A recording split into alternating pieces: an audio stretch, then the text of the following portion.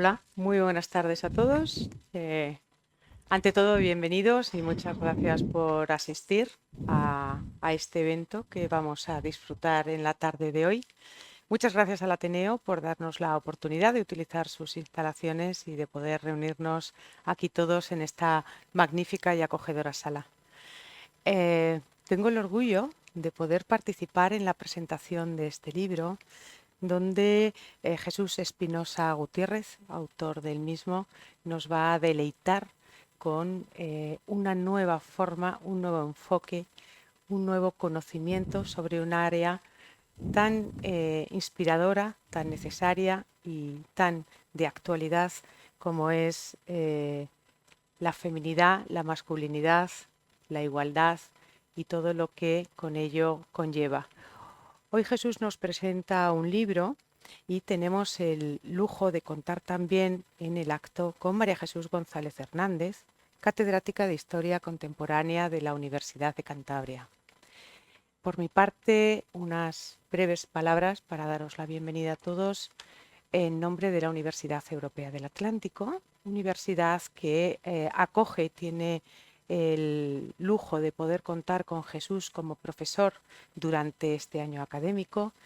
De Jesús deciros que se ha incorporado a nuestra universidad apenas hace 5 meses, octubre del año 2022, y ha sido capaz con su forma de ser y con su forma de desenvolverse tan especial de hacerse una persona muy querida, muy reconocida y muy entrañable dentro de la comunidad universitaria. Tanto para los compañeros profesores como para los alumnos, es Jesús ya una persona referente para todos y desde el ámbito personal muy querida y muy considerada. Ha tenido la delicadeza de invitarnos a participar en esta presentación, dado que desde hoy es miembro de la Comisión de Igualdad de la Universidad y no nos cabe ninguna duda que sus aportaciones y su trabajo a partir de hoy nos ayudará todavía más a mantener viva esta comisión y a trabajar en clave de igualdad dentro de la comunidad universitaria. Unas pequeñas notas de Jesús, porque aunque todos le conocemos su ámbito profesional y sobre todo su ámbito personal, es importante resaltar que Jesús es doctor en Historia Contemporánea por la Universidad de Cantabria. Actualmente es profesor en la Universidad Europea del Atlántico y doctor cum laude, convención de premio extraordinario. Durante su periodo de formación fue Research Visitor en Cañada Blanche, Centro Contemporáneo de Estudios Hispánicos, en la Universidad London School of Economics and Political Sciences.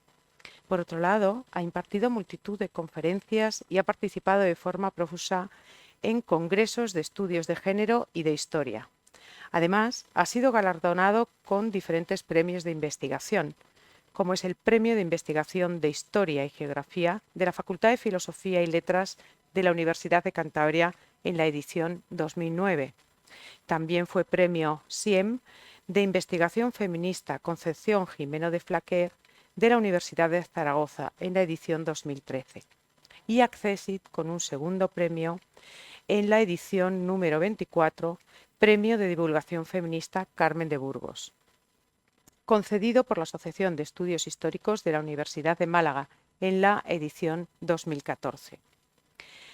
Aparte de esta faceta, también como investigador cuenta con una amplia experiencia. Como investigador ha volcado sus esfuerzos fundamentalmente en el análisis de los discursos feministas en la historia contemporánea de España y concretamente en las aportaciones que los hombres hicieron respecto a la construcción social de la masculinidad. Fruto del desarrollo de esta línea de trabajo e investigación, recientemente ha publicado este libro que hoy nos va a presentar y vamos a tener el lujo de poder conocerlo con mayor profundidad gracias al trabajo que va a realizar esta tarde la catedrática de Historia Contemporánea María Jesús González a través de sus preguntas y del debate que va a generar. Por mi parte, únicamente añadir que actualmente Jesús también es miembro del Consejo de Dirección del Aula Interdisciplinar Isabel Torres, de Estudios de Mujeres y de Género de la Universidad de Cantabria, miembro de la Comisión de Igualdad de la Universidad Europea del Atlántico y de la Asociación de Hombres por la Igualdad de Género, AIG. Por mi parte nada más, damos la palabra a la catedrática María Jesús González e iniciamos con la jornada. Gracias también al Ateneo por prestarnos este foro para poder hablar de un tema tan interesante. Muchas gracias a Elena Palacio, responsable de Relaciones Institucionales de la UNEAD, por su cálida presentación y bueno, encantada de estar aquí. Gracias a ustedes por acudir a este acto, ¿no? Para mí es un placer enorme, es una alegría, que además se imbrica estar aquí presentando el libro de Jesús Espinosa porque mezcla aspectos intelectuales, aspectos ideológicos y aspectos personales, una relación de amistad. Conozco muy bien a Jesús Espinosa desde hace años como alumno de grado, fue uno de esos pocos, escasos chicos que se interesaron mucho por mis clases sobre historias de la mujer. También fue alumno de máster, un brillante doctorando y ahora amigo. He seguido además su itinerario en la militancia por la igualdad, tan discreto y tan sereno como firme. También conozco su trayectoria profesional artística con su compañera Sara, quien estoy segura, como él mismo dice, que sucede con la inspiración de muchos de los hombres feministas, que es una de esas mujeres, junto con su madre Milagros, que han alentado sus posiciones igualitarias. También conozco su trayectoria profesional como su labor profesoral, de la que tengo muy buenas referencias, y muy fundamentalmente conozco su investigación en su gestación, crecimiento y, permítanme avanzarlo, brillante resultado final de la que este libro es un producto depurado, pero no es lo único. Es una síntesis de algo mucho más grande de lo que ha trabajado durante muchos años y muy profesionalmente.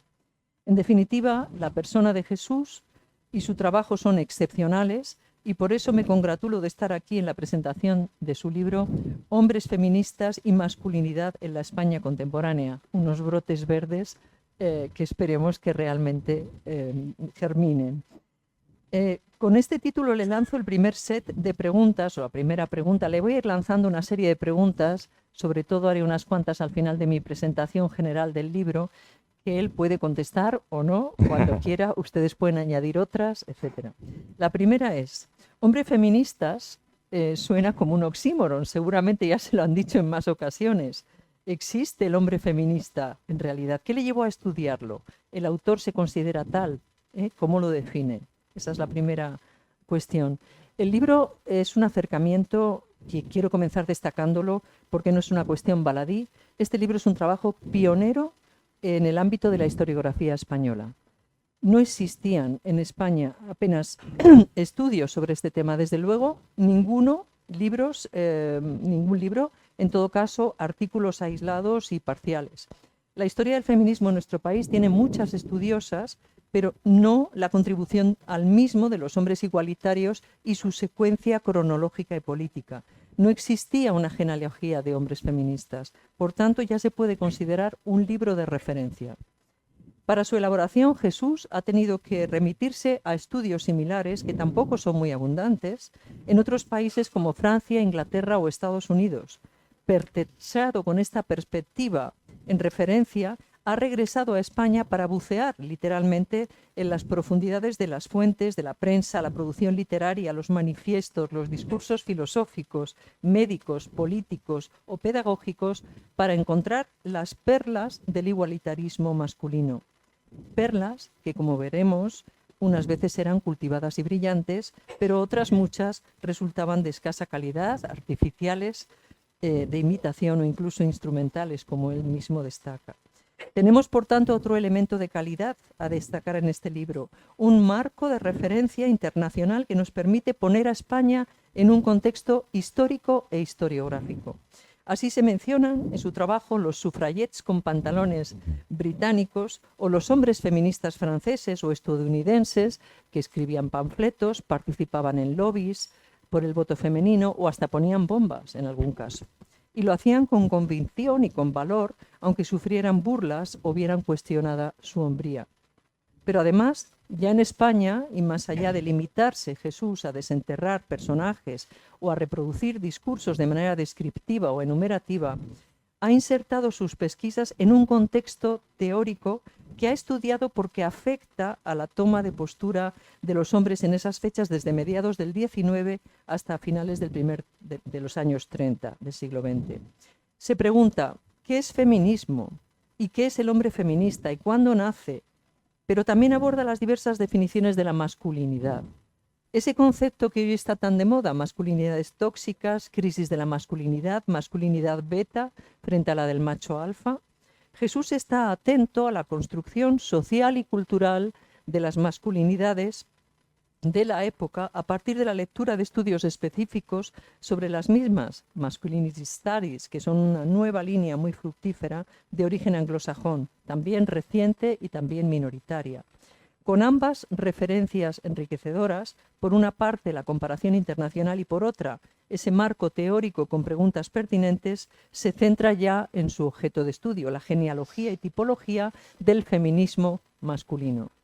El pensamiento feminista, aun teniendo la mejora de las condiciones de la mujer como objetivo último, se nutrió de fuentes muy diversas. Por una parte, el racionalismo de la Ilustración, que por primera vez las retrata como seres racionales.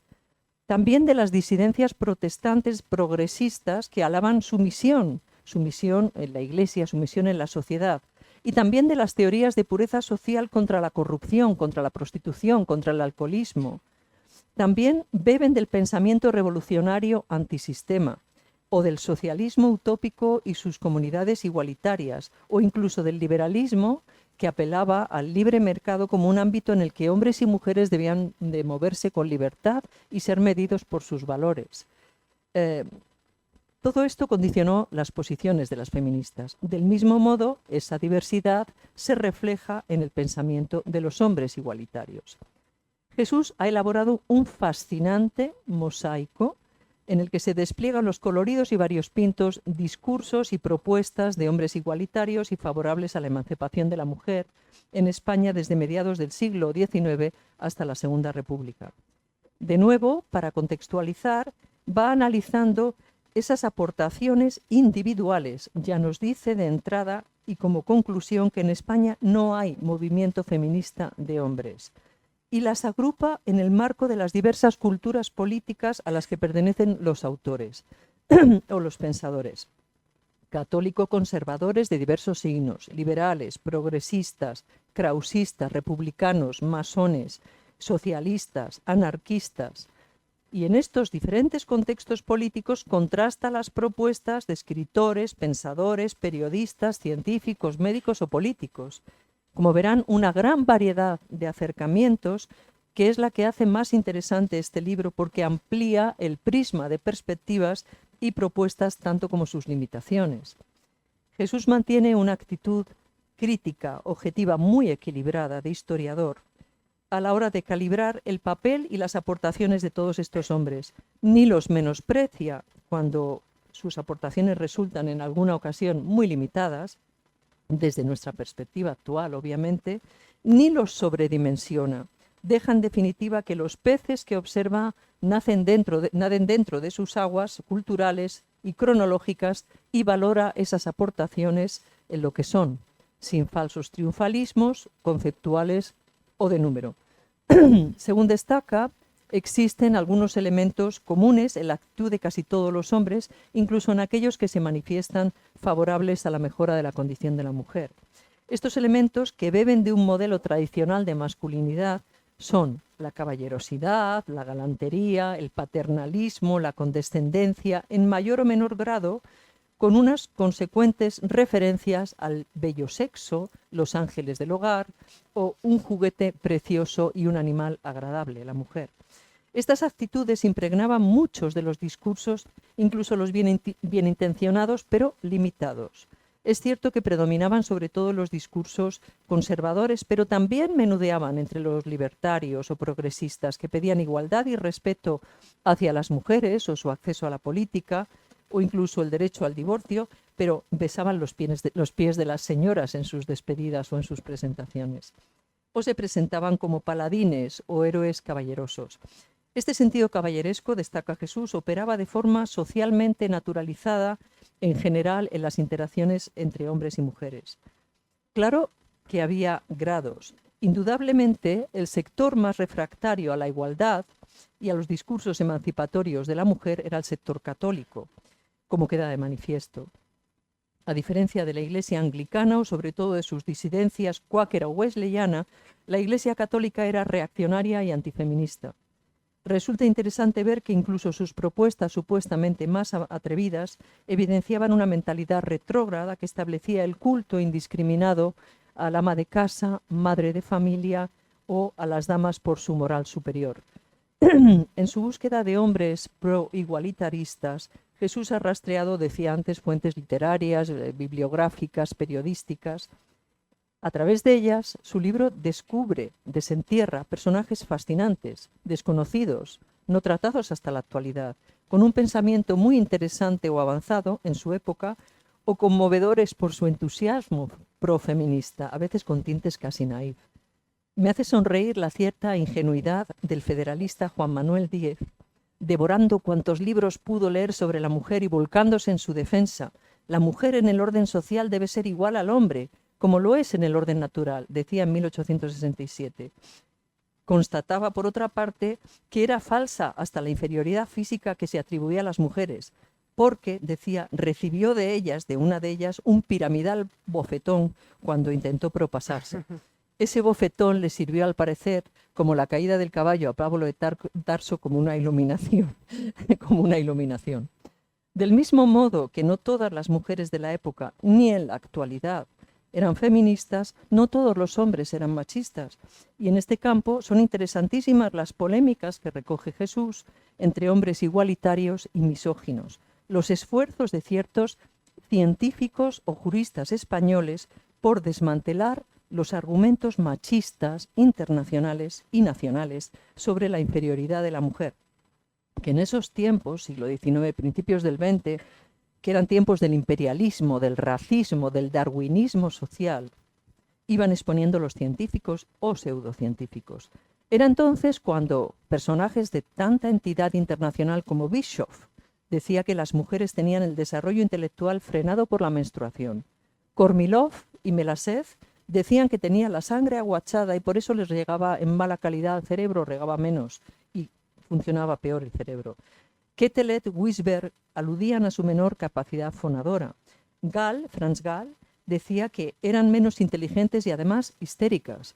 Spencer, el darwinista social, decía que existía una relación inversa útero-cerebro y si desarrollaban el útero se bloqueaba el cerebro y viceversa.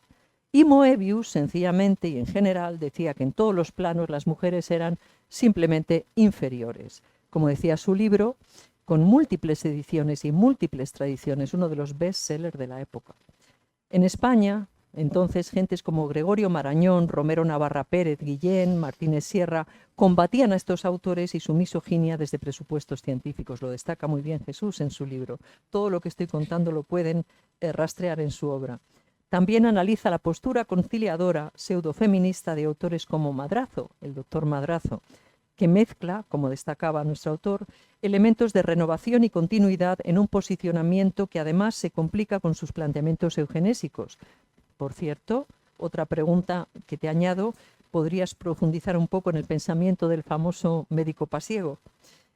Más allá del grado del feminismo real, medido desde nuestra perspectiva actual, se aprecia un universo muy interesante, activo y para muchos desconocido de temas de debate feminista entre hombres. Se analizan y destacan en este libro, por ejemplo, las propuestas por la educación secundaria mixta, chicos y chicas, Ferrer, la aceptación o violencia contra las mujeres en la educación universitaria, hay una escena esperpéntica también narrada en su obra, las reflexiones sobre su voto, sobre su participación política, las consideraciones sobre el derecho al placer sexual más allá de la procreación, sobre su derecho al amor libre, al divorcio.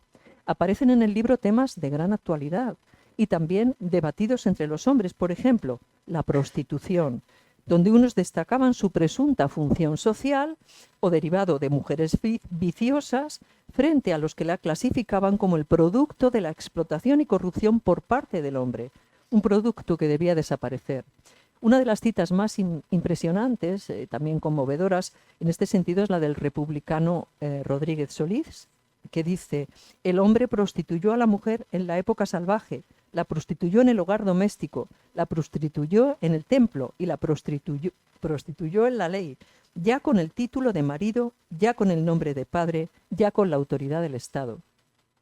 El libro, en definitiva, es muy ameno, de lectura clara, porque está muy bien escrito, y además muy ameno, muy entretenido, porque incluye personajes, situaciones, fragmentos y citas que son verdaderas joyas.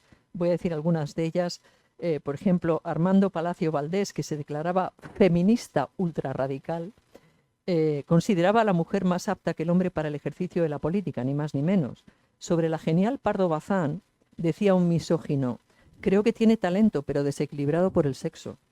Cuando el ministro liberal Burrell la nombró catedrática y además legisló para que pudiera entrar en la Real Academia, llevaba 3 intentos fallidos por el bloqueo de los académicos, se levantó la oposición feroz o burlona entre los hombres. Menéndez Pelayo se opuso en términos muy machistas: literata, fea, con peligro de volverse librepensadora, dijo. Alguno llegó a decir que no le importaba, que sí, efectivamente tenía derecho a estar en la academia, pero que no le cabría el culo en el asiento. Felipe Trigo, el autor de Jarrapellejos, admirador y defensor de las campesinas, propuso además, esto es impresionante, una baja maternal en 1904. Como hay en el hombre periodos de jaqueca y de poder partirse una pierna que lo baldan para un mes, por bien de la especie, las mujeres durante parte de su embarazo o lactancia deberían trabajar menos o no trabajar sin perder su retribución. 1904. Respecto a las tareas domésticas encontramos también alguna cita espléndida.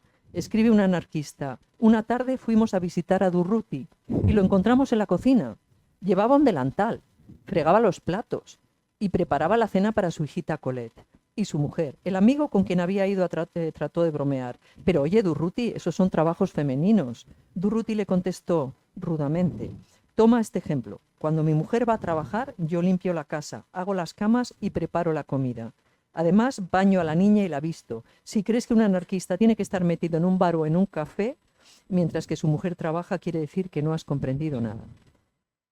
Vemos también no pocos discursos que, pese a estar envueltos en el celofán del progresismo o igualitarismo o incluso de tintes revolucionarios, aún conservan ese prejuicio misógino o son instrumentales. Creo, por tanto, que el libro habla tanto de los logros como de las limitaciones de esos hombres feministas y esos discursos de la igualdad. Eso es otra pregunta más. ¿Hay más sinceridad que instrumentalización o pesa más las propuestas verdaderamente, digamos, feministas, ¿no? Podría seguir poniendo ejemplos o destacando cualidades, pero prefiero dejar hablar al autor, no sin antes hacer 2 o 3 preguntas. De hecho, tantas que no sé si le va a dar tiempo de contestar, y además me gustaría que ustedes mismos lo hicieran, pero ahí las dejo, ¿no? Una muy importante: se hace evidente en este trabajo que no existe un movimiento asociativo, un tejido asociativo de hombres feministas. No hay grupos activos, militantes, son hombres individuales, singulares, dejando sus discursos, voces aisladas. Este salto del discurso a la militancia tan importante solo se va a producir en los años 80, un tema que también ha trabajado Jesús y muy bien, aunque en este libro solo aparezca en un párrafo como una conclusión. ¿Por qué? ¿Podrías ampliar algo esa cuestión? La otra pregunta: no creo que resultara fácil, y es muy de valorar la valentía de estos hombres, de entonces y de ahora, sometidos al desprecio de una sociedad patriarcal y machista, ¿no? Menciona algunos de los insultos despectivos que no voy a reproducir, si quieres lo reproduces. Críticas o burlas a las que se ven sometidos estos hombres feministas en su militancia por parte de otros hombres, como el caso de Martínez Sierra, entre otros, o incluso las suspicacias de las propias mujeres feministas, ¿no? Ante su intervención. ¿Ha recogido Jesús Espinosa alguna suspicacia o incluso algún comentario hostil ante su participación en movimientos igualitarios? No sé si todavía... Sí, personal. Sí. eh, Se ríe Sara. sí. Luego lo explico bien. Y luego de la plétora de hombres igualitarios que destacas, ¿qué autor o autores desde tu perspectiva plantean unas propuestas más modernas o verdaderamente feministas? Es decir, ¿hay un favorito? Algunos favoritos podías citarnos. Ya para acabar, incluso entre los hombres más igualitarios pesa un miedo a lo desconocido. ¿Qué va a ser la mujer cuando se integre plenamente? ¿Qué va a suceder con la familia, ¿no? Existen ciertos campos tabú. Tú mismo citas a ese anarquista que dice, sí, sí, son muy bonitas estas teorías, pero la anarquía es una cosa y la familia es otra. ¿Cuál es el campo en el que se ven más limitados los avances? ¿La familia, la sexualidad, la posible disolución de la feminidad, el miedo a las mujeres convertidas en viragos, el ámbito laboral, la participación política? Estas son mis preguntas y habría mucho más sobre un libro tremendamente estimulante y esclarecedor y que yo les recomiendo. Y ahora dejo a Jesús explayarse. Muchas gracias. Bueno, muchísimas gracias a todas y a todos. Realmente estoy feliz, primero porque hay mucha gente que ha acudido y realmente más que por mí, porque de alguna forma pues podamos luego en el debate pues intercambiar algunas ideas y ir bueno, pues reflexionando sobre cuestiones tan necesarias como el avanzar en el terreno de la igualdad en las sociedades del siglo XXI, porque existe, ¿no?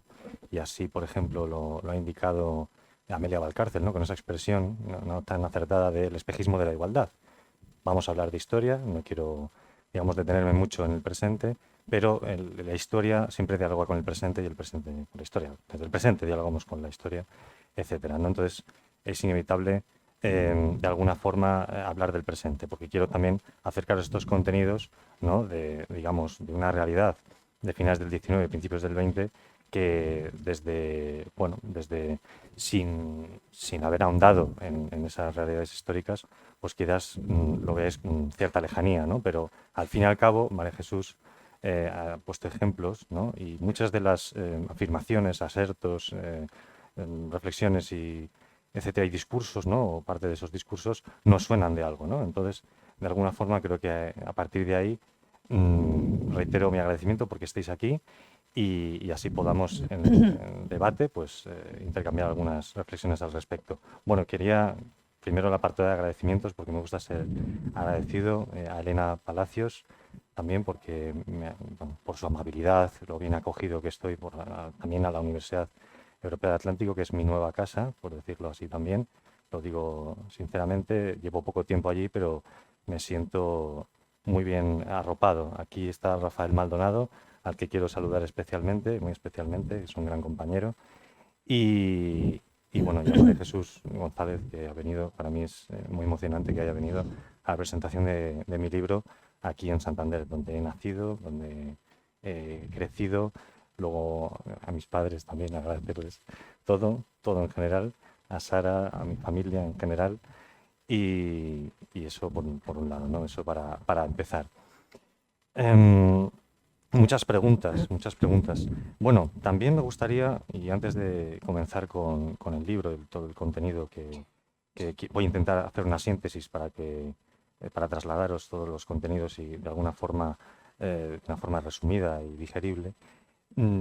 También hacer mención, y esto se está grabando y por eso también, por quien no están aquí, Alicia Puleo, Ana de Miguel, mujeres filósofas referentes para mí. Para mí es un sueño poder haber publicado no solo en Cátedra, que es una editorial de referencia, sino especialmente en la colección Feminismos, que ha cumplido hace un mes, dos, su 30 aniversario.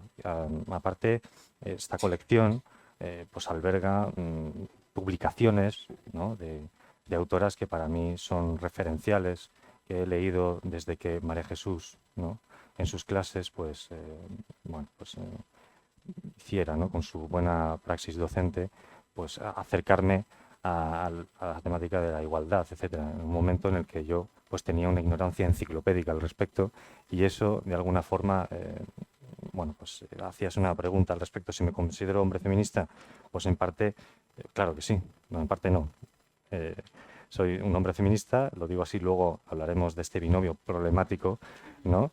Y que genera controversias, genera, digamos, una forma de ya el propio concepto feminismo en la sociedad en su conjunto, aunque cada vez hay encuestas, ¿no?, que arrojan luz sobre la identificación política de bueno, de los sectores de la sociedad más jóvenes, etcétera, que en principio, no sé exactamente los datos, pero abrumadoramente una gran mayoría de los jóvenes, ¿no?, y de las jóvenes que se pronuncian desde el punto de vista ideológico, etcétera, y expresan cuáles son las vertientes ideológicas en las que se mueven, pues en primer lugar aparece el feminismo, después de otras bueno, formas de identificación política, etcétera, de otras identidades políticas. Entonces eso nos señala los cambios y transformaciones drásticas que están bueno, pues ocurriendo en nuestras sociedades del siglo XXI, en sociedades formalmente igualitarias, que esto me gusta expresarlo así, es una expresión que acuñó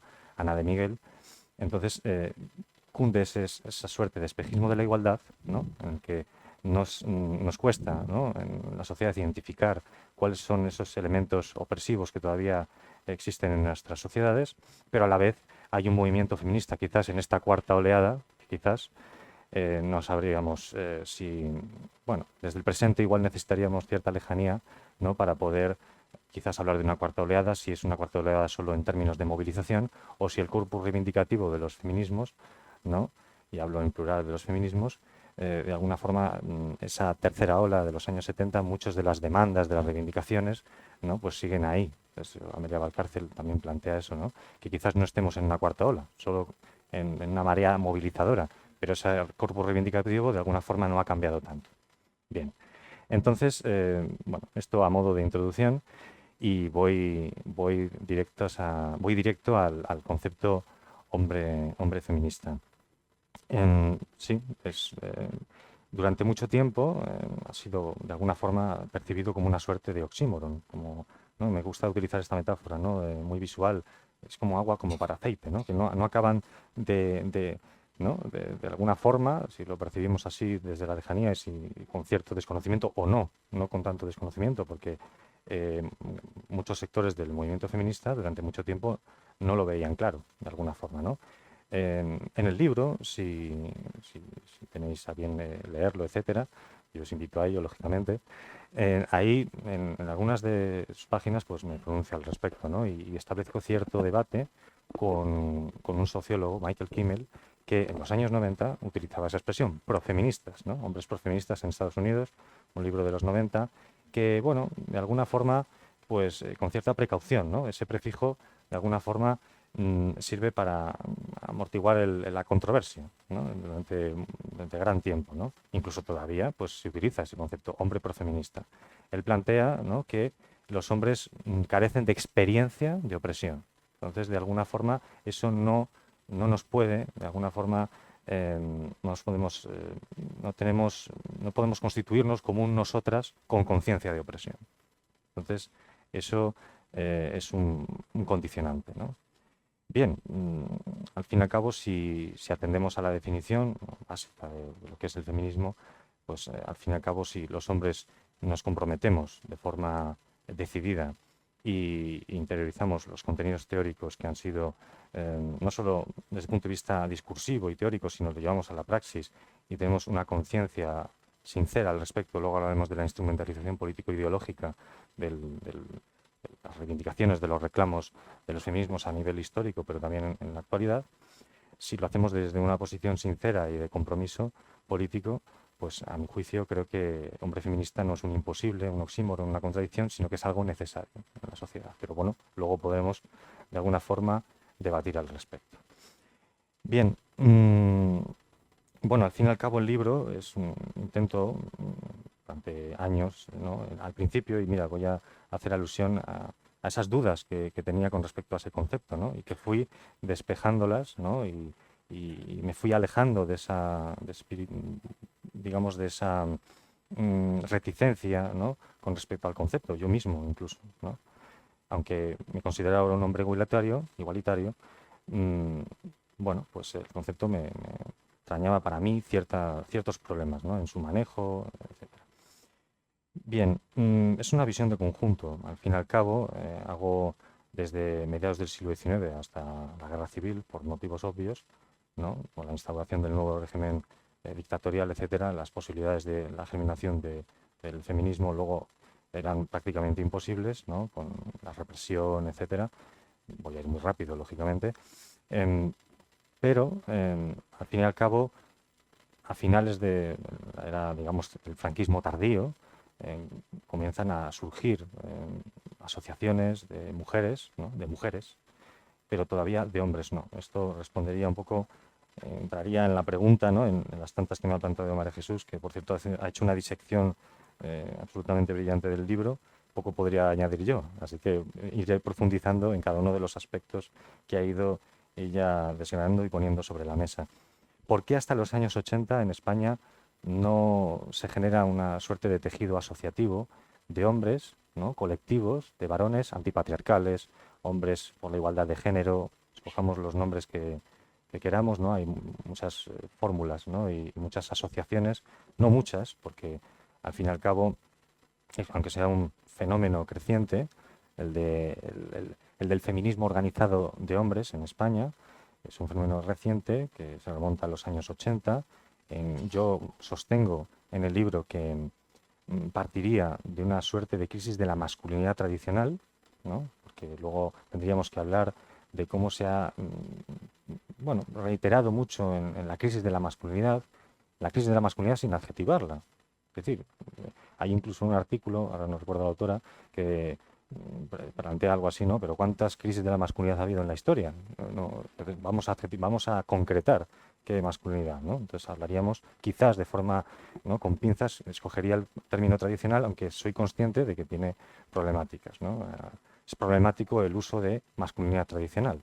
Tendríamos que desgranar aquí todo el utillaje conceptual del libro, pero no es el formato ni el tiempo, pero hablaríamos de masculinidad hegemónica, masculinidad tradicional, masculinidad caballeresca, que he estado antes citando María Jesús, y al fin y al cabo partiría yo en mi trabajo de, como ha estado María Jesús de alguna forma planteando, partiría de los men's studies, los masculinity studies o estudios de las masculinidades que se integran dentro de, y esto es siempre bueno explicarlo, porque los men's studies no partirían de una lógica de retorno al androcentrismo, ¿no? Dentro de las ciencias sociales, sobre todo, sino que se integran dentro de los estudios de género y son una herramienta más para, de una forma más integral, comprender el contexto de las relaciones de género que analicemos, sea a nivel historiográfico, histórico, sociológico, etcétera, etcétera.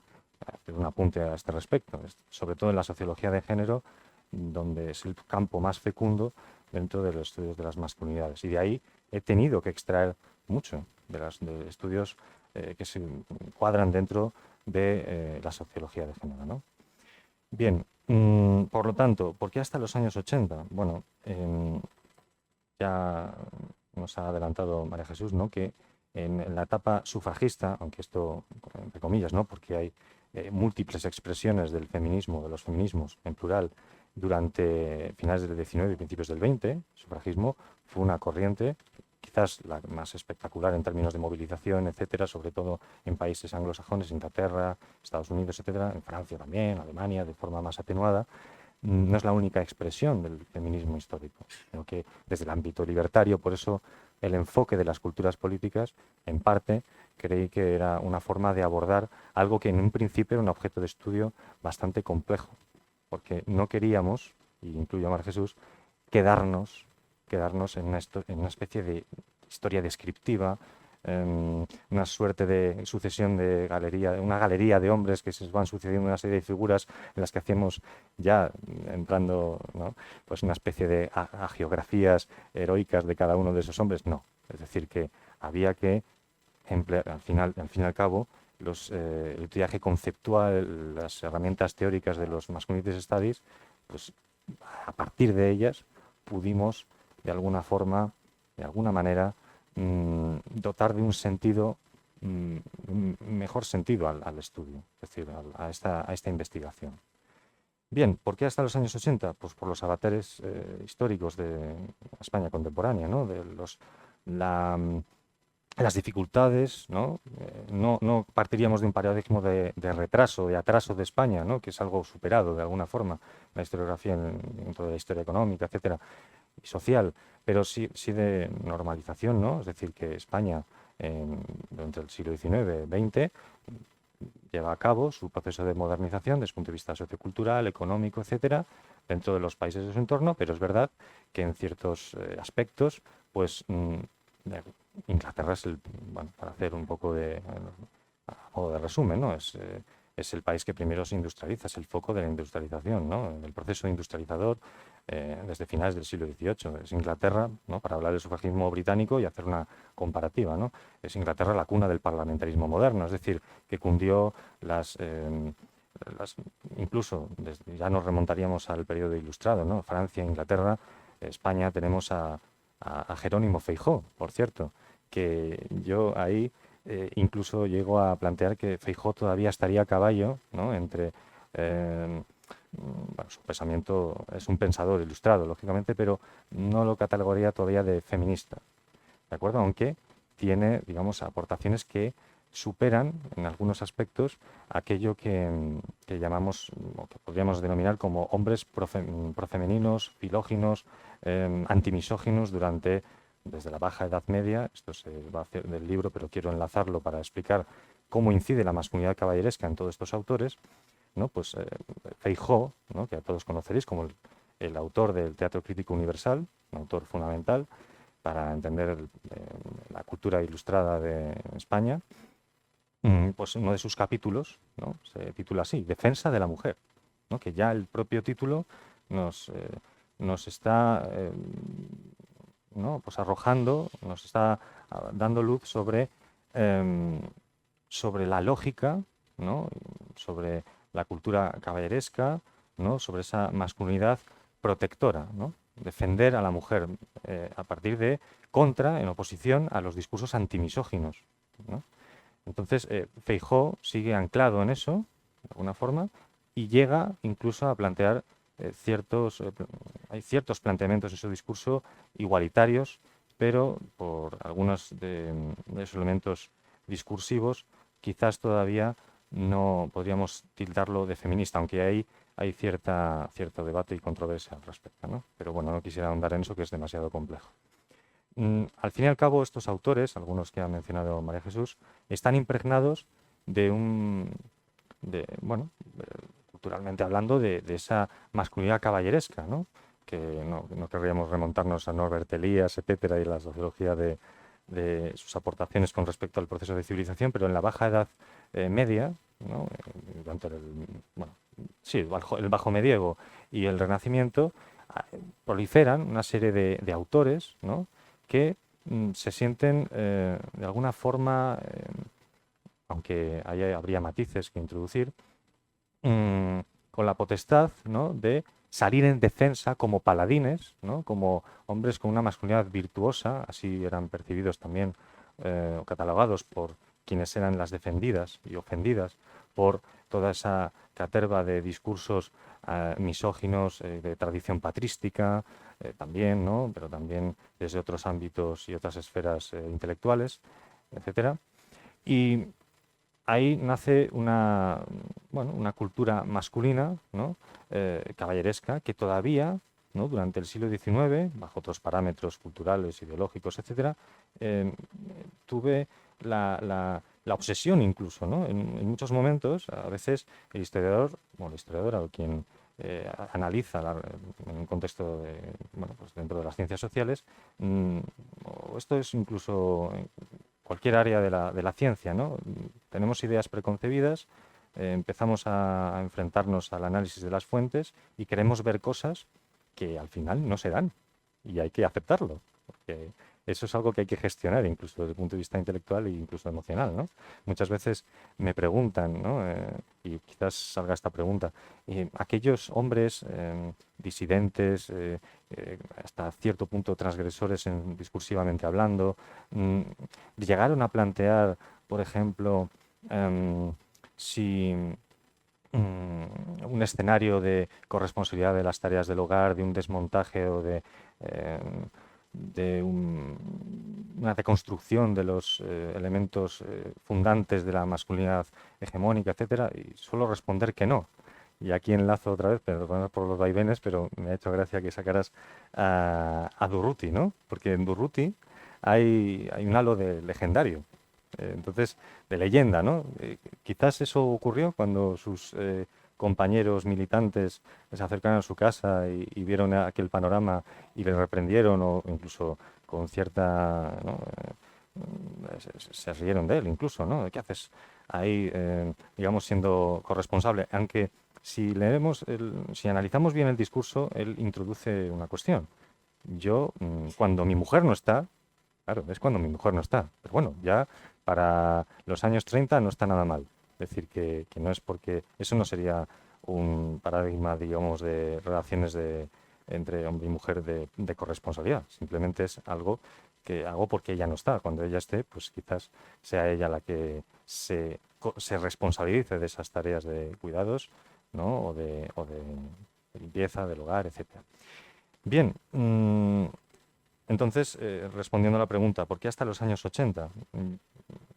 He respondido de alguna forma, es decir, los años 80, España incluso llega tarde también en eso, ¿no? Ese tejido asociativo, años 80 del siglo XX, surge incluso de forma un poco posterior, ¿no? Con cierto retraso con respecto a países escandinavos, Estados Unidos, ¿no? No más nace en los años 70, es una organización presidida por Michael Kimmel, por cierto, y todavía creo, no sé si habrá cambiado presidente, y España lo hace un poco más tarde. También hay que entender el contexto de la transición hacia la democracia, etcétera, etcétera, ¿no?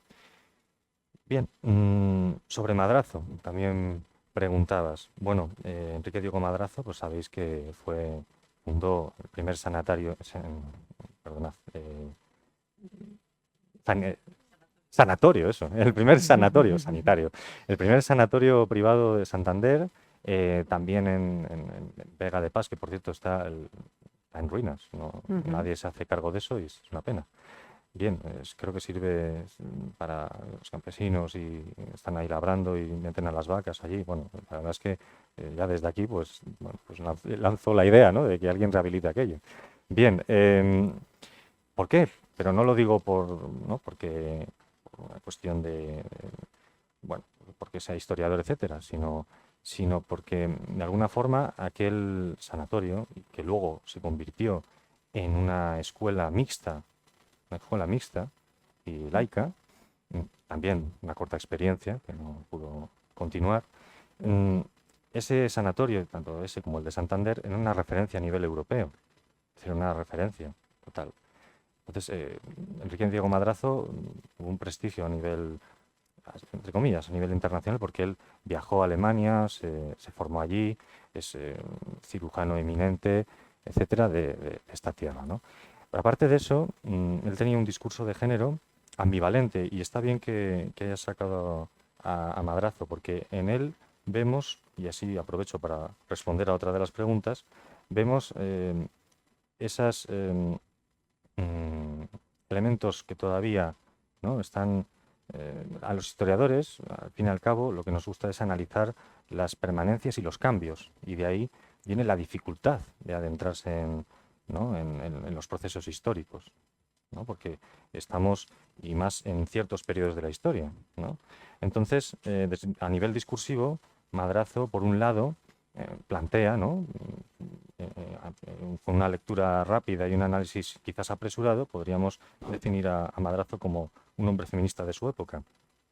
Pero sí, bueno, el profesor Manuel Suárez Cortina tiene un capítulo del libro en el que analizó su discurso de forma muy acertada, ¿no? Y ahí encontramos, ¿no? Pues elementos que, por ejemplo, recuerdan, ¿no? Madrazo se pronuncia favorable a muchas de las demandas y reclamos del feminismo de su época, ¿no? La igualdad jurídica, el derecho al voto, etcétera, etcétera, ¿no?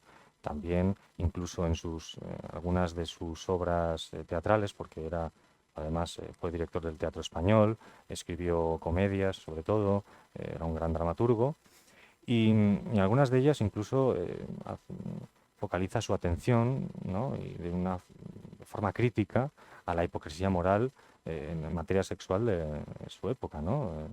La moral burguesa, ¿no? Porque él era republicano socialista y también de la moral impuesta por, digamos, la iglesia más, el catolicismo más reaccionario, etcétera, ¿no? A la que ha aludido María Jesús, ¿no? Entonces, en un principio, Madrazo, bueno, pues sería un hombre adelantado a su tiempo, ¿no? Pero si analizamos bien su discurso, también Madrazo, y esto también lo plantea Nerea Aresti, ¿no? Una de las grandes especialistas en estudios de las masculinidades en la historia contemporánea, mm, en Madrazo se detecta cierto temor, cierto miedo a los cambios, ¿no? Entonces, él propone una solución intermedia, ¿no? Es un discurso de la complementariedad, ¿no? Es decir, es verdad que las mujeres no son inferiores intelectualmente, él lo discute como científico, etcétera, por lo tanto, sería un antimisógino, ¿no? Declarado, etcétera, y además con argumentos sesudos, etcétera, pero también en su utopía social, ¿no? Que lo describe en su libro el destino de la mujer, de 1930. En ese libro, si mal no recuerdo, llega a esbozar que en un estadio social a futuro, algunas mujeres, ¿no? Y ahí incide el pensamiento eugenésico, y es donde ahí Madrazo tropieza de alguna forma, no quisiera ¿no? Pues, hacer una impugnación a su pensamiento, y hay que contextualizarlo, ¿no? En el momento en el que escribe eso. Mm, Madrazo plantea que bueno, el destino ideal de la mujer, ¿no? Del sexo femenino es no el matrimonio, sino el ser madre, ¿no?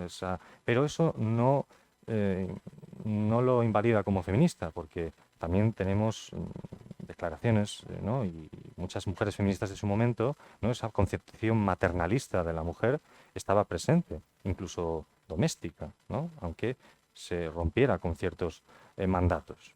Esto lo complejiza mucho más, ya lo siento, pero es así. Es decir, que a la hora de adentrarnos en discursos muy lejanos en nuestro tiempo, incluso si analizamos el presente, es difícil de etiquetar a ciertos autores o autoras como feministas o como no. Yo no entro en esa obsesión, ¿de acuerdo? Porque intentamos a etiquetar en muchas ocasiones y podemos tropezarnos y resbalar. Es un terreno resbaladizo, Ujú. ¿de acuerdo? Pero en el caso de Madrazo llega a plantear que algunas mujeres que, bueno, no pueden de alguna forma ser madres por cualquier cuestión fisiológica, pues podrían servir, y además lo expresa de una forma tanto fría y le vence la subjetividad masculina, eh, habla de una sexualidad hiperestésica. Estas mujeres pues podrían ser destinadas a la satisfacción sexual de otros hombres que necesitan, ¿no? Bueno, satisfacer sus apetencias sexuales, porque la sexualidad masculina es desenfrenada y por lo tanto tiene que tener un cauce. Entonces, claro, entonces ya estamos hablando de otra cosa. Bien, eso por un lado, ¿no? Podría hablar más de Madrazo.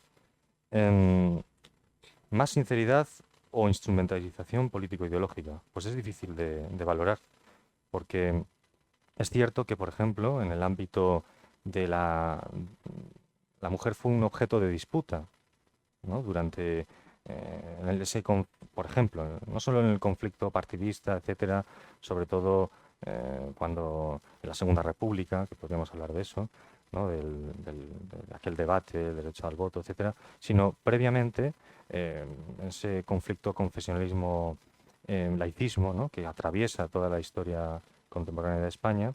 La mujer se convierte, ¿no? Hay un ánimo proselitista ¿no?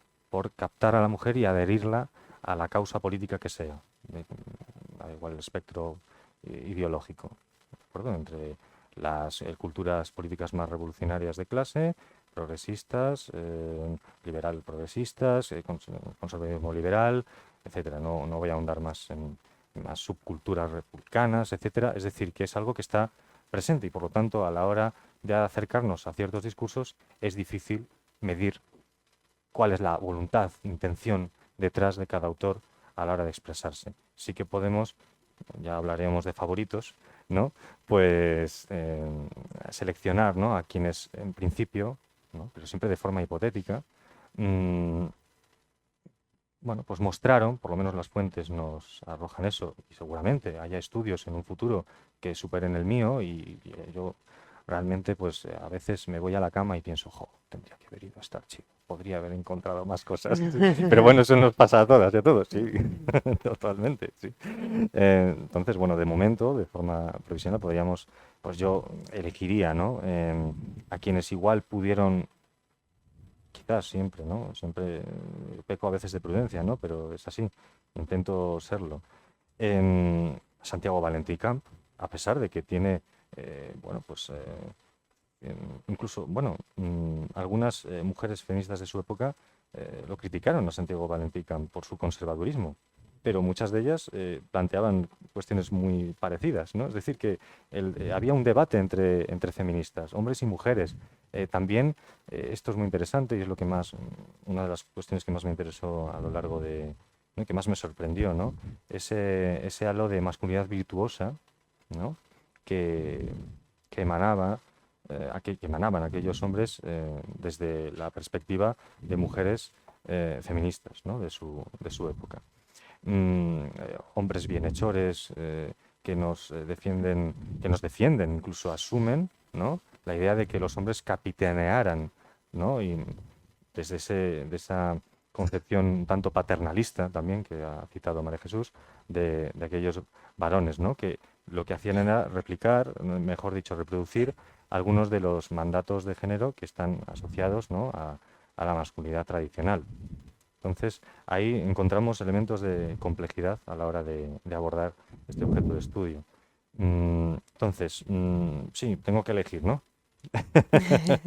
Santiago Valenticán, por ejemplo, que bueno, fue concejal del Ayuntamiento de Barcelona, fue un republicano socialista no muy conocido, uno de los pioneros del pensamiento sociológico, bueno, sociólogo, divulgador de la sociología, más que un gran sociólogo, pero bueno, tuvo su trascendencia en su momento, ¿no? En ese campo también.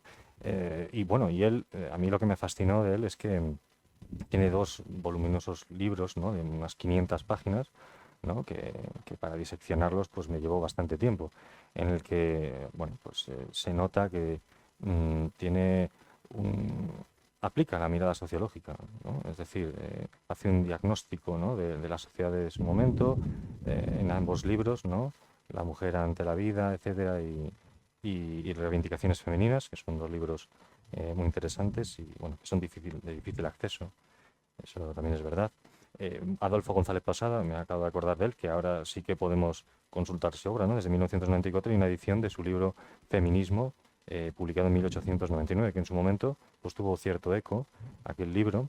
Miguel Romero Navarro es uno de esos autores desconocidos, muy desconocidos, que lo rescató Nerea Aresti en uno de sus libros y realmente se agradece porque si no, seguramente, bueno, igual la Biblioteca Nacional buscando mucho, no lo sé, pero me lo facilitó, es decir, que seguramente no habría accedido a esas obras también, ¿no? Feminismo jurídico, ¿no? Que lo escribe a la edad de 23 años, que os sorprende. Luego él fue profesor en Estados Unidos de filología, pero claro, muy joven partió y se podría inscribir dentro del clauso-institucionismo, ¿no? Ahí hablaríamos del papel de la institución libre de enseñanza, etcétera, etcétera. Creo que estoy dando pinceladas de forma muy desordenada, No, a mí, pero, bien pero bueno, planteado.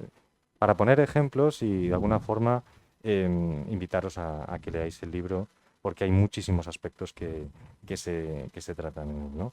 Burlas y críticas. Bueno, me interesan mucho más allá de epítetos o, o, bueno, invectivas, ¿no? En el que se ponía en cuestión la masculinidad de aquellos hombres, ¿no?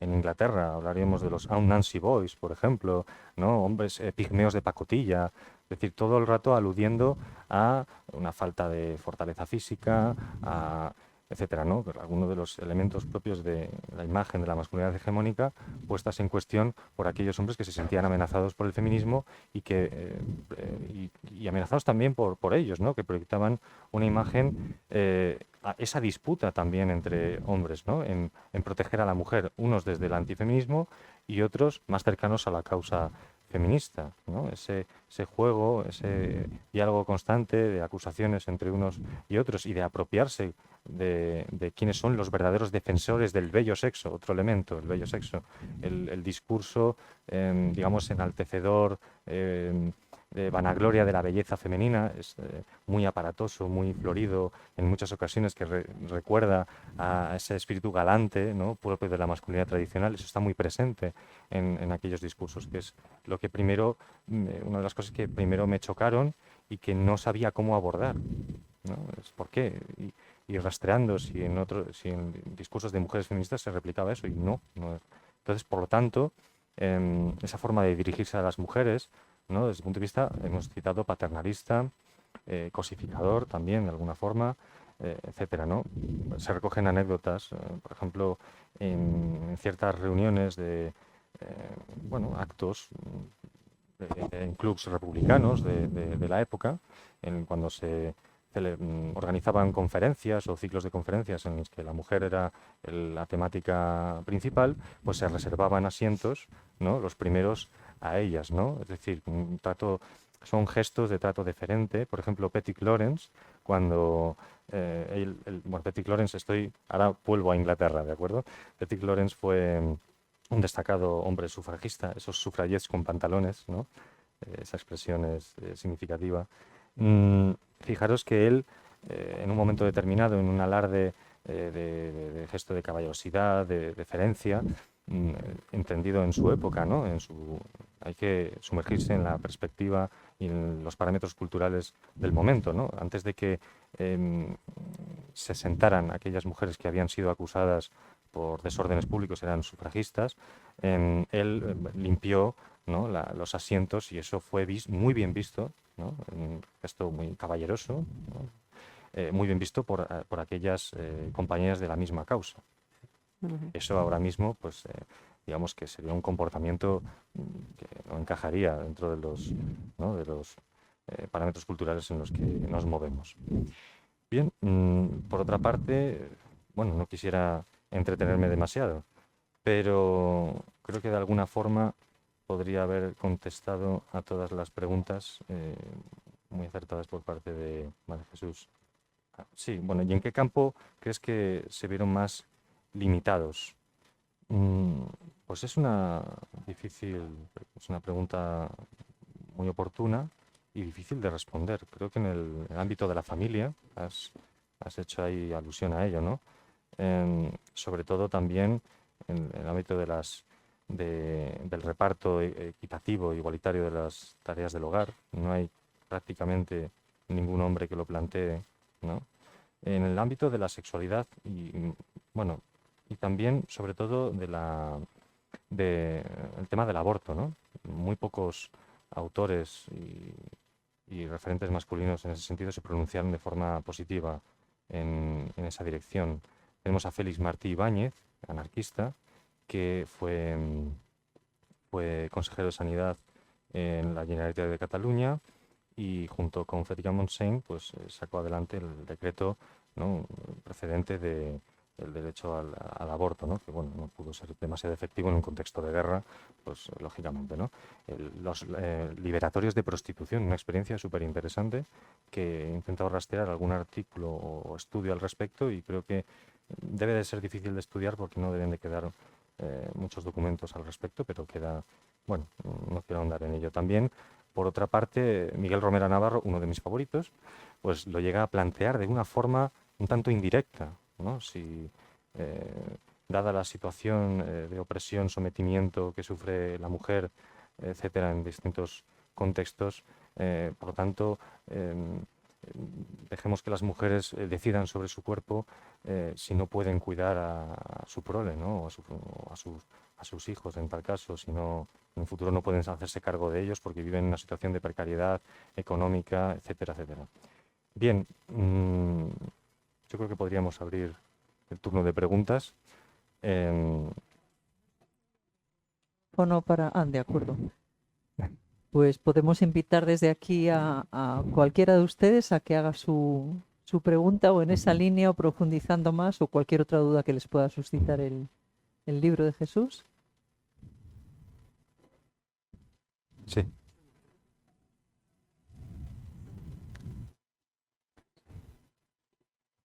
Me pongo enhorabuena por la publicación. Sí. Me gusta mucho que estemos aquí. Y bueno, tenía un par de cosillas, una referida al libro en sí, porque lo he estado ojeando mientras hablabas, aparte de escucharte. Y luego que quería que me explicaras también, así a modo más anecdótico, ¿por qué has elegido ese diseño de portada? ¿Qué es lo que consideras que es simbólico ahí? Primero eso y luego ya te pregunto otra cosa. Ha sido una diseñadora, ¿no? Una artista. La editorial seleccionó a una persona que hizo un trabajo, a mi juicio, brillante, porque ella no intercambió algunas ideas por correo electrónico, pero no quiso desvelarme lo que ella tenía en su cabeza ¿no? Pero podríamos, bueno, dar muchas interpretaciones. Yo lo que la trasladé es que me parecía que había reflejado bien el espíritu del libro, los contenidos. Yo lo que interpreto es que al fin y al cabo que aflore, ¿no? Eh, Pensamiento feminista y acción, ¿no? Praxis política en un terreno tan yermo, tan inerte como es el de la masculinidad hegemónica patriarcal, ¿no? Pues es un canto quizás a la esperanza, ¿no?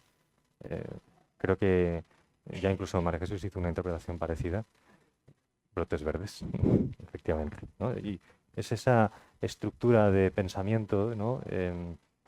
Sobre todo de esos mecanismos de socialización que los hombres de alguna forma pues, interiorizamos, ¿no? Y que hacen difícil, ¿no? El que lleguemos de alguna forma a ponernos en la piel de la otra parte, ¿no? De la otra mitad de la humanidad que vive en una situación de opresión, en un orden sexual jerárquico y dentro de un patriarcado de alguna forma es un sistema de dominación que se reproduce y se perpetúa, ¿no? Y por lo tanto, que los hombres, bien, pues se comprometan, ¿no? Desde el punto de vista de la praxis política ya es el siguiente paso, pero también llevarlo a la práctica cotidiana, ¿no? Que es uno de los objetivos fundamentales, ¿no? De las organizaciones, colectivos actuales, ¿no? Es el sentido y al compás, ¿no? De la agenda política feminista marcada por el movimiento de mujeres que ha sido el que, digamos, ha marcado y ha fijado bueno, pues, han sido las mujeres, son el sujeto político del feminismo, que esto, introducirlo sería otro aspecto controversial dentro de los debates, ¿no? Digamos, actuales, dentro de corrientes más posmodernas, etcétera, y, y de alguna forma, pues yo creo que la artista creo que hizo un diseño de la portada bastante acertado. Estoy muy Vale. contento con eso. Sí, es muy bonita. Mira, lo otro que te quería comentar es que tú como el enfoque del libro, bueno, no lo he leído, ya cuando lo lea ya te comentaré, pero el enfoque inicial del libro, que es buscar como, porque claro, el feminismo como tal, yo no sé si estarás de acuerdo conmigo o no, se concibe como algo que surge como inicialmente una defensa, pero luego se va creando como una especie de enfrentamiento, ¿no? Con respecto al hombre, no por un enfrentamiento frontal para tumbarlo, sino porque ante los impedimentos que el hombre va poniendo a la mujer, pues la mujer se tiene como que armar de alguna manera y enfrentarse, ¿no? Así me lo planteo yo, tú eres el experto en este momento. Entonces, yo lo que quería saber es si en estos hombres que has ido buscando como intervenciones a favor de la mujer, lo que has pretendido es ver cómo algunos hombres se han hecho como aliados, ¿no? De esa causa femenina. O, o han sido personas que de forma independiente lo han visto claro y han dicho de forma como más, no directamente al lado de ellas, ¿no? Sino de forma natural y más personal han dicho, es que la causa de la mujer hay que defenderla. No sé si me entiendes bien lo que quiero preguntarte. Sí, no, gracias por la pregunta. No enfocaría la cuestión en la guerra de los sexos, ¿no? Que igual querías hacer mención a ello, o entenderlo o conceptualizarlo así, sino que el feminismo, al fin y al cabo, en sus orígenes, si rastreamos en su génesis, hacemos genealogía, el feminismo, lo expresó muy bien Celia Amorós, es un hijo no querido de la Ilustración. Es decir, que la Ilustración en sus planteamientos universalistas, en el que planteaba que un escenario de las relaciones humanas basada en la igualdad excluyó de facto, ¿no?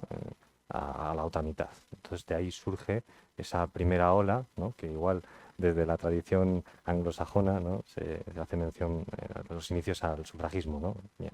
Pero en el contexto europeo hablaríamos de 4 olas, 3 olas. Bueno, ahí hemos tratado la cuestión de la tercera y cuarta ola, que sería problemático desde el presente analizarlo o llegar a una conclusión muy apresurada quizás. Pero eso por un lado, ¿no? El feminismo surge con ánimo de generar una sociedad, construir una sociedad igualitaria entre hombres y mujeres.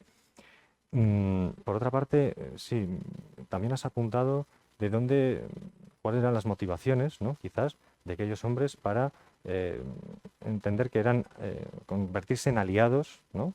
La palabra aliado prolifera mucho, ¿no?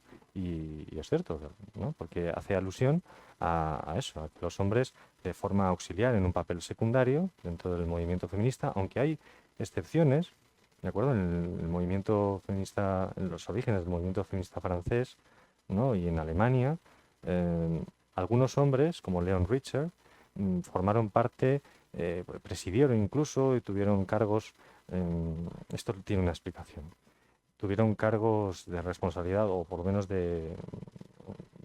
digamos que lideraron, ¿no? Un liderazgo compartido, lógicamente, en esas organizaciones, y en un principio esto era así porque algunos hombres, ¿no? Tenían contactos, ¿no? En el mundo institucional, político, y desde el punto de vista estratégico, muchas mujeres consideraron que eso era útil, ¿no? Que formaran parte de esas organizaciones. Por otra parte, que formaran parte y tuvieran un peso importante dentro de las mismas. También podían recaudar fondos, incluso ellos mismos sufragar, ¿no? Hay que entender el contexto, ¿no? ¿no? Aunque muchas de las mujeres que han sido cabeza dentro del movimiento sufragista en este caso, no siempre, pero generalmente pertenecían a la alta burguesía o burguesía media. El sufragismo es un movimiento, cuidado, transversal desde el punto de vista social, es decir, que ¿no? Por eso fue un gran movimiento también, pero bueno, las Pancurs no eran proletarias, es decir, que tenían ciertas posibilidades económicas quienes ocupaban los puestos más altos, aunque bueno, esto María Jesús quizás me pueda corregir, pero suele ser así, ¿no? Es decir, que para el activismo hace falta tiempo e incluso pues, tener ciertas posibilidades económicas, etcétera, aunque no siempre, depende de qué formas de activismo, ¿no? Entonces, fijaros que aquellos hombres, estaba en un principio hasta cierto punto naturalizado que en esas organizaciones, pero pronto surgieron tensiones. Y esto es interesante porque, al fin y al cabo, muchas mujeres comenzaron en un proceso de empoderamiento y de búsqueda de autonomía, esa autonomía que se les había privado de la misma, empezaron a ver con cierta, escepticismo, reticencia, que los varones en sus dinámicas, tendencias paternalistas, etcétera, y también, esas tensiones, esos conflictos fueron aflorando y en estas dos experiencias, ¿no? En Francia y Alemania, esto lo han estudiado otros especialistas, han hecho un estudio cuantitativo, fue decayendo, ¿no? Declinando la participación de los varones en esas esferas, ¿no? En esas altas esferas dentro de las organizaciones, ¿no? Entonces, esa búsqueda por la autonomía y también es una cuestión estratégica, ¿no? Ha sido muy incomprendido en muchas ocasiones que haya organizaciones de mujeres que no acepten a varones, y eso se ha señalado como una suerte de exclusión, como una actitud, digamos, de segregadora, etc. No, es una estrategia a nivel político, ¿no? Los movimientos sociales tienen sus estrategias y por lo tanto eso se ve en los estatutos incluso en los años 70 de muchas organizaciones de mujeres, ¿no? En un principio, en la transición hacia la democracia, ¿no? Etcétera. En algunos de los estatutos de las organizaciones de mujeres, por ejemplo, donde militaba Lidia Falcón, que es una persona bien conocida, ¿no? Desde un prisma marxista, etcétera, se estipulaba los hombres no pueden pertenecer a la organización porque son el grupo opresor, ¿no? Entonces hacía esas relaciones entre similitudes entre las desigualdades de clase y también las desigualdades, ¿no? Con un lenguaje barnizado de componente marxista, lógicamente, ¿no? Es decir, y desde otros ámbitos ideológicos.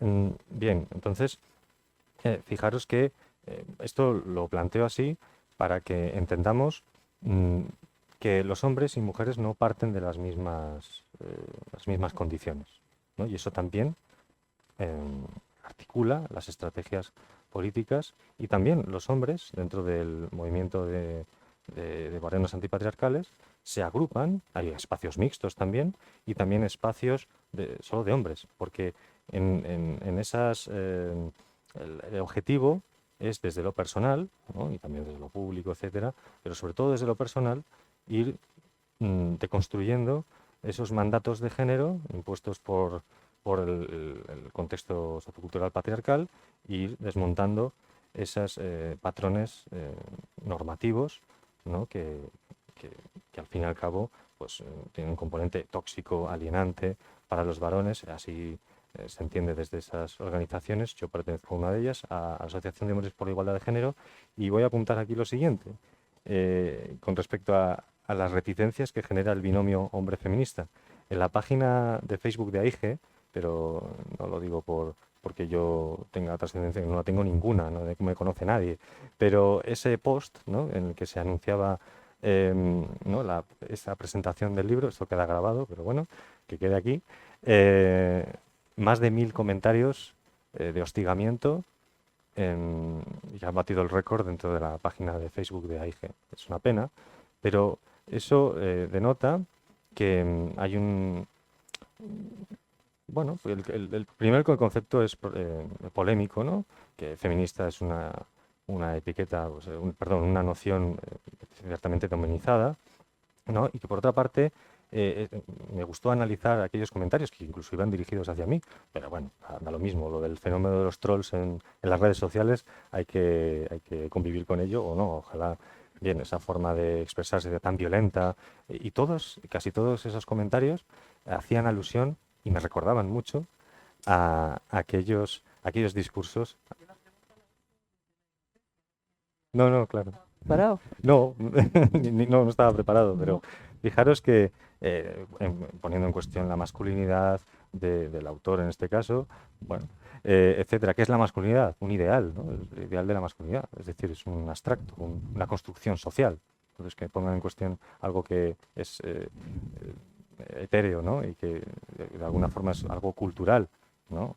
Entonces, fijaros que genera unas resistencias y una oposición social en ciertos sectores, y esto nos habla de un periodo de desubicación de los varones en una sociedad formalmente igualitaria. Cuando digo formalmente igualitaria, no es un discurso triunfalista, sino que simplemente en sociedades en las que se implementan políticas de igualdad, en las que hay un desmontaje bueno, pues importante de las discriminaciones de antaño, etcétera, en el marco legal, ¿de acuerdo?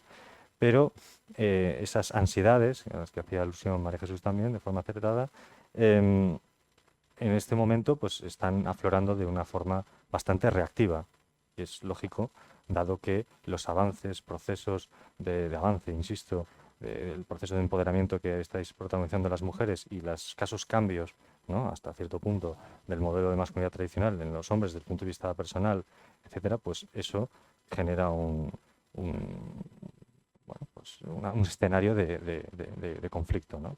De conflicto y sobre todo de reactividad por parte de una gran parte del mundo, ¿no? de la otra mitad, ¿no? Por decirlo así. Lo explico de forma muy de andar por casa, ¿no? Para que lo entendamos. Sí. Compañero querido de... Muchas gracias, Jesús, compañero de AIGE. Ya sabes que te quiero mucho. Esto, como te he leído bastante, yo tengo un favorito y te pregunto, ¿cuál es la importancia de nada más y nada menos que de John Stuart Mill? Bueno, claro. Esto podría responder mejor incluso a Ana de Miguel, que la he citado antes, ¿no? Que su tesis doctoral versaba sobre la figura de John Stuart Mill, pero John Stuart Mill publicó un libro que luego fue traducido por Emilia Pardo Bazán, que el título es La esclavitud de la mujer, eh, ¿no? Que es un 869, sí, en el que, bueno, fue una referencia en su momento, fue como un libro, una especie de Biblia para las sufragistas feministas de la época también, ¿no? Otras obras también, lógicamente. Su relación con Harriet Taylor es muy interesante, ¿no? Si Harriet Taylor seguramente, pues sí, influyó en John Stuart Mill para que, ¿no? Y hacíamos alusión a eso, cómo algunos hombres han, digamos, roto con esa... Hay cierta valentía, ¿no? Porque al fin y al cabo hay que romper con unas dinámicas de fratrías, ¿no? Entre hombres, ¿no? ¿Quién, se, quién es capaz de superar ese muro, ¿no? ¿No? Entonces, John Stuart Mill, su obra es fundamental desde el utilitarismo, ¿no? Y desde es un filósofo, aparte de eso, un economista también, es un hombre de una envergadura intelectual y es crucial para la historia del pensamiento, ¿no? Moderno, etcétera. Y aparte de eso, pues es un referente dentro del feminismo en su momento, ¿no?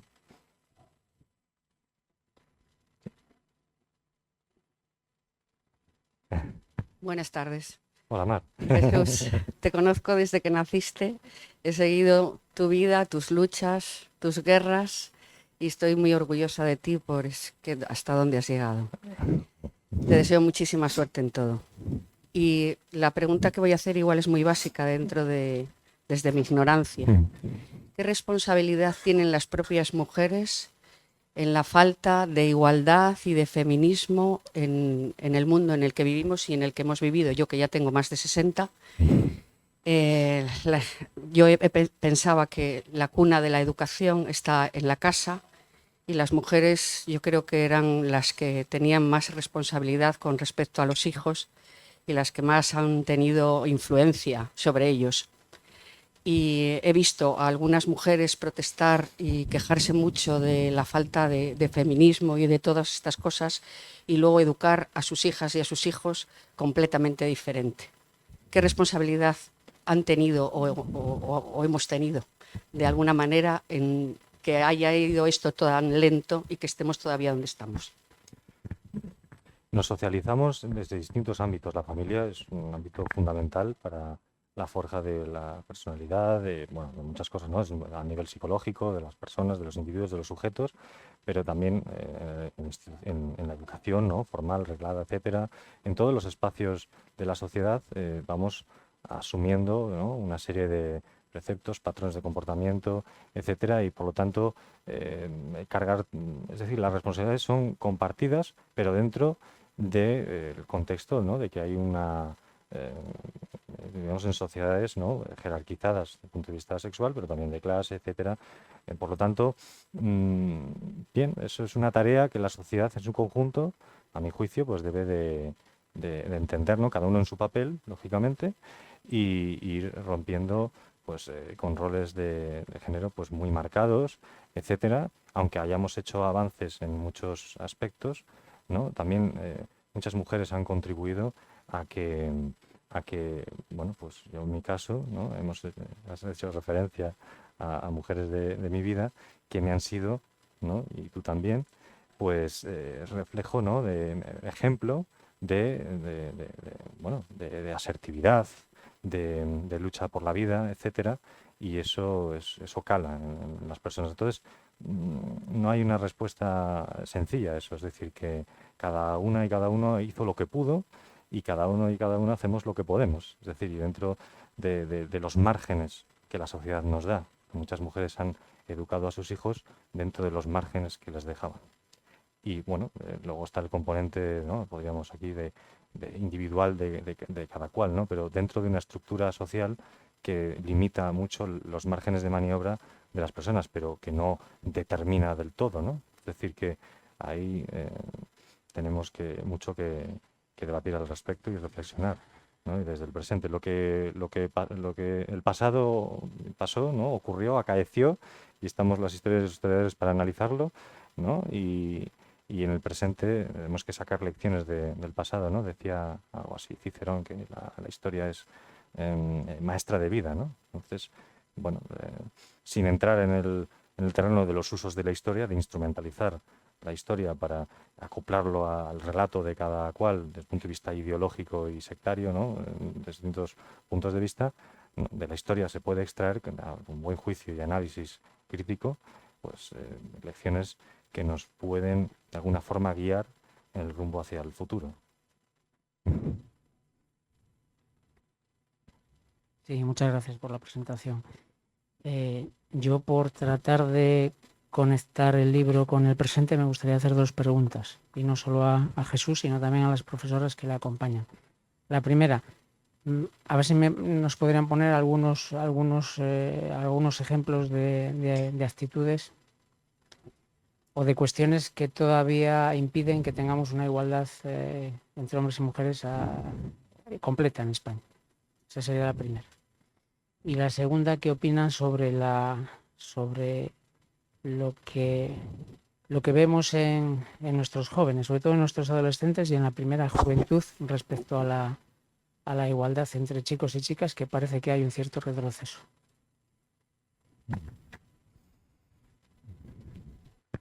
Tú, Jesús. Sí, Empieza tú. sí.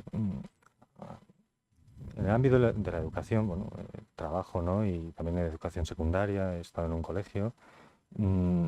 Claro, esto es una problemática difícil de abordar, pero a veces identificamos retrocesos, ¿no? Y puede haberlos, ¿no? Pero los avances han sido mayúsculos también. Simplemente es que las formas de dominación, de opresión, van cambiando, porque el sistema de dominación patriarcal es un sistema que se readapta, ¿no? a los cambios, ¿no? Como cualquier sistema de dominación. Es decir, se va ajustando a los márgenes de cada tiempo, ¿no? Entonces, por ejemplo, hay datos que hablan de forma preocupante de un incremento de chicos que acuden, bueno, aquí hablaremos de la prostitución, ¿no? Es decir, claro, luego tendríamos que no carecemos de datos objetivables o objetivos igual en tiempos pasados, ¿no? Mucho se ha hablado de que una forma de iniciar en la sexualidad a los hijos era que, bueno, pues el abuelo, el padre, acudiera al prostíbulo, ¿no? Con su hijo, etcétera. No sé si esas formas de alquilar o comprar el cuerpo de las mujeres siguen, ¿no? Vigentes de esas formas, ¿no? Los chicos acuden, esto a través de lecturas muy superficiales que tengo porque, aparte de historiar, pues tengo curiosidad, ¿no? Pero leo a otras referentes como Beatriz Jimeno, que también ha estudiado el tema de la prostitución. Es decir, aquí estoy atendiendo, por ejemplo, el tema de la sexualidad, ¿no? Y hay un diagnóstico más o menos es difícil, ¿no? Hacer comparativa con el pasado cuando carecemos de datos, insisto, pero quizás muchos hombres desubicados y cuando no pueden ejercer poder de las formas tan explícitas que lo hacían antaño, buscan formas diferentes de ejercer poder en ámbitos donde sí pueden hacerlo. La prostitución es una escuela de desigualdad, en parte. Bueno, me he quitado el sombrero de historiador y ahora estoy me veis con las preguntas, pero por ejemplo, ¿no? En el ámbito de la sexualidad, etcétera. Por ejemplo, mira, voy a sacar ejemplos de la actualidad, me da igual. La manada, por ejemplo, ¿no? Si lo analizamos bien, ¿no? La violencia sexual, etcétera, etcétera. Eso, claro, ahora tenemos los medios de información, ¿no? Ahora soy profesor de Sociedad de la Información y del Conocimiento, ¿no? Por suerte, y estoy aprendiendo mucho.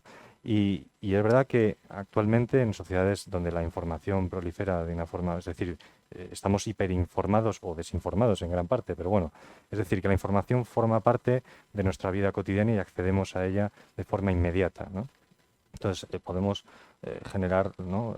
Entre la población ciertos alarmismos, ¿no? y que hagamos diagnósticos del presente muy alarmistas, que son preocupantes, lógicamente, todos esos casos, etcétera, pero no tenemos herramientas, quizás, no lo sé, para poder hacer comparativas con el pasado en relación al presente, ¿no? Pero es verdad que sí que a base a corto plazo sí que se ha, en principio, detectado un aumento, ¿no?, de esas violencias sexuales. Y eso puede tener, no lo sé, a nivel sociológico no llego a tanto, pero quizás de esa masculinidad herida, ¿no?, podríamos hablar muchísimo.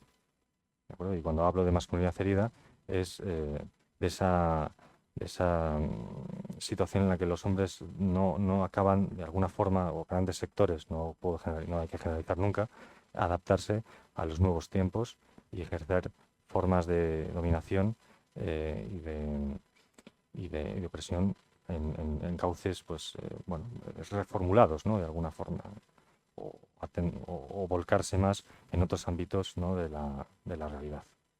Esto como ejemplo. Ajá. Vemos que se observan en los institutos, incluso en la universidad, en la relación de chicos y de chicas. No iba yo, Bueno. no iba por ahí. Eso por un lado. Y por Yo otro, sí y quisiera por otro, añadir- y por otro, la segunda pregunta era la de que a nivel de sociedad, ¿qué aspectos en qué aspectos tendríamos que mejorar para conseguir una igualdad plena que todavía no existe? A ver, yo sí quisiera añadir algunas cosas respecto, por ejemplo, a la cuestión sexual, ¿no?, que me señalaba Jesús, la multicausalidad de la violencia sexual o de ciertos comportamientos es evidente, pero uno de los elementos es el acceso tan fácil al porno que tienen los niños de 8, 9, 10, 11 y 12 años y que están percibiendo el sexo como un juego brutal. Aprenden el sexo en el móvil o en los ordenadores y el sexo es básicamente agresivo y brutal, ¿no? La manada es uno de los juegos del sexo en el porno, ¿no? Esa sería una de las explicaciones menos sociológicamente sofisticadas, pero más reales, más pedestres y que es comprobable. Respecto a los micromachismos o respecto a las desigualdades, aunque todo va avanzando, todo va mejorando, sobre todo se va denunciando más y somos mucho más conscientes y observamos mucho más, claro que siguen existiendo. Como profesora de la universidad, como catedrática en la universidad, yo he percibido como mujer se me concedía menos autoridad siendo catedrática que a un hombre que era titular. Claro, cuando te oyen hablar, te explicas, no sé qué, entonces poco a poco te van concediendo esa autoridad, pero hay una cierta resistencia a conceder autoridad a las mujeres. En el hospital, la feminización del hospital es espectacular.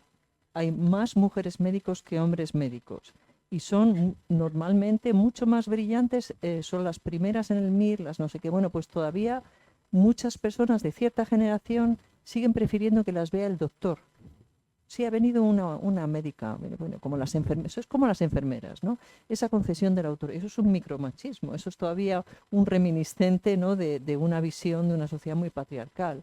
Las diferencias en el aspecto laboral, en cuanto a los sueldos, pues no en el caso de los funcionarios normalmente, porque está todo muy estipulado, pero sí en otros muchos. Y en las incentivaciones, eso sigue existiendo. En el aspecto, seguimos siendo esclavas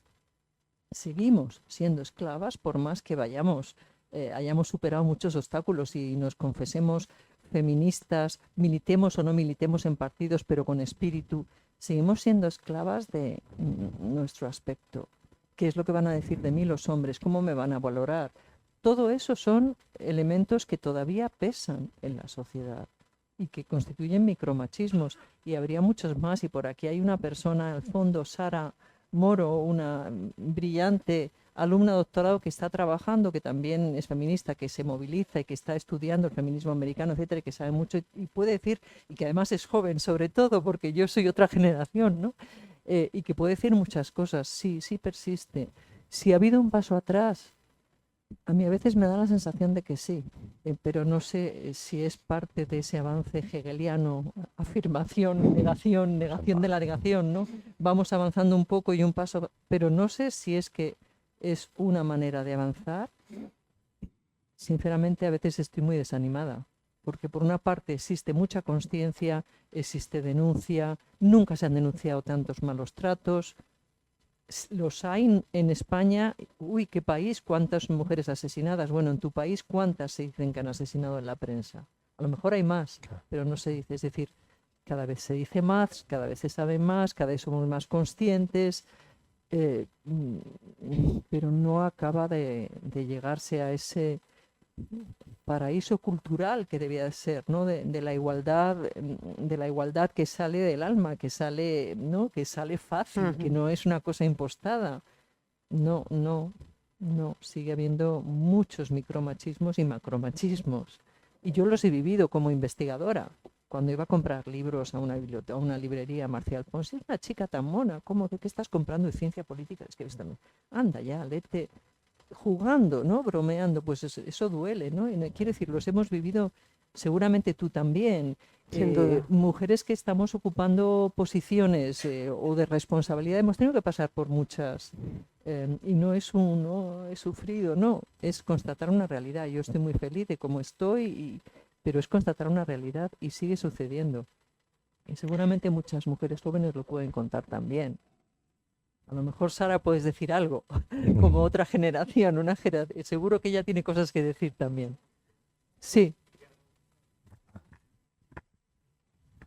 Bueno, yo la verdad, mi pregunta iba prácticamente en la misma línea que el señor que ha planteado anteriormente. Y es que yo, por ejemplo, no tengo ningún referente de historia, de feminismos ni nada de esto, pero sí que vivo una realidad que observo. Yo trabajo de monitora de transporte escolar, entonces estoy con niños entre 3 y 12 años a diario y observo. Mi pregunta es: ¿qué se podría hacer en la educación, en colegios, institutos? Porque es que sí que así como hay niños que se les ve el trabajo que desde infantil hacen en los colegios para fomentar esa igualdad y allanar ese camino, y se ve mucho el trabajo, pero hay otros niños que incluso casi hasta sabiendo que en su casa hay una igualdad por las condiciones ahora ya de trabajo de padres y madres que compartan tareas y tal, y sin embargo ves a esos niños a lo mejor de 10, 12 años que se ve que quieren como ser ellos destacar por encima o hacerse los machitos. Esa es la... Y entonces, pues eso, que no sé hasta dónde podría llegar la educación a influir para que eso se fuese limando. Es básica y es que es... Vamos a ver, el problema es tan transversal y tan global y tan brutal. No es una cuestión económica, no es una cuestión religiosa, está por encima de todo ello y afecta a todo ello. ¿Qué es lo único que podemos hacer? Seguir educando y educando y educando y educando y educando.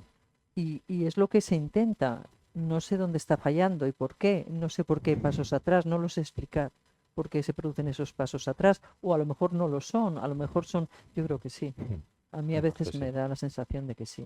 Y vuelvo a invitar a Sara, que es otra generación y que tiene cosas que decir y que me gustaría que dijera algo. Con esto dicen que ya acabamos. Bueno, muchas gracias. En primer lugar, felicitar a Jesús por la publicación de su libro y recomendar a todo el mundo, obviamente, que lo lea. He disfrutado muchísimo de esta presentación. Y bueno, en relación con lo que estabais comentando, pues estoy bastante de acuerdo con esta línea que seguíais, de que al final toda la reacción también es fruto es una muestra de que está habiendo grandes avances. Y quizás es lo que más noto las nuevas generaciones, que siga habiendo trabas, que sigues topándote al final por el camino con muchos elementos que demuestran que sigue habiendo problemas todavía que superar, pero también se están viviendo muchos cambios. Y creo que gran parte de la reacción tiene que ver con esto, con quizás esa falta de encontrar un lugar, buscar un nuevo espacio desde el que ejercer ese poder, como comentaba Jesús.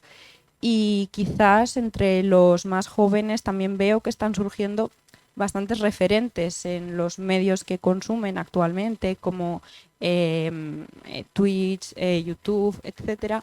Tienen algunos referentes que se muestran muy, muy reactivos y muy críticos con todas las disidencias, todas las masculinidades disidentes.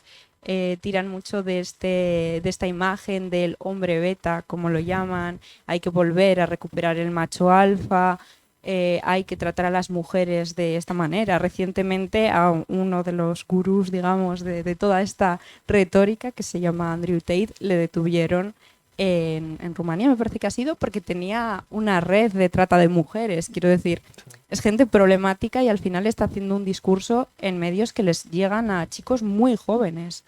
Y es bastante preocupante en este sentido. Claro que es verdad que también hay una contraparte, se está avanzando mucho y creo que cada vez hay gente más joven que ya tiene un conocimiento y se relaciona de una forma más igualitaria también desde pequeños porque reciben otra educación. Pero bueno, que al final también hay que tener cuidado con las reacciones y no dejar que vayan más allá. Pero bueno, ya no quiero quitar más tiempo y eso, muchas gracias. A mí, si me permitís, sí me gustaría añadir un pequeño matiz, y estando totalmente de acuerdo con lo que habéis dicho, por supuesto. Cuando hablábamos de la formación y que hace falta más formación, yo hablaría de formación y hablaría de educación.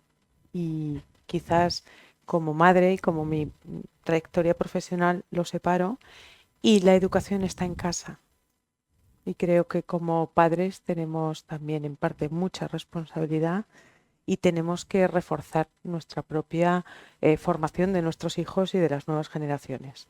Creo que por la velocidad a la que vivimos, por las competencias profesionales, por la vida en el momento en el que estamos, en parte hemos dejado ciertos flecos que tenemos que recuperar. Simplemente era ese pequeño apunte. Jesús. Si os parece, un fuerte aplauso para Jesús. Nosotros lo cerramos así, gracias. Sí. Os recuerdo a todos que en la entrada tenemos a disposición de todos libros para que, bueno, pues Jesús os lo pueda también firmar y dedicar si así lo consideráis.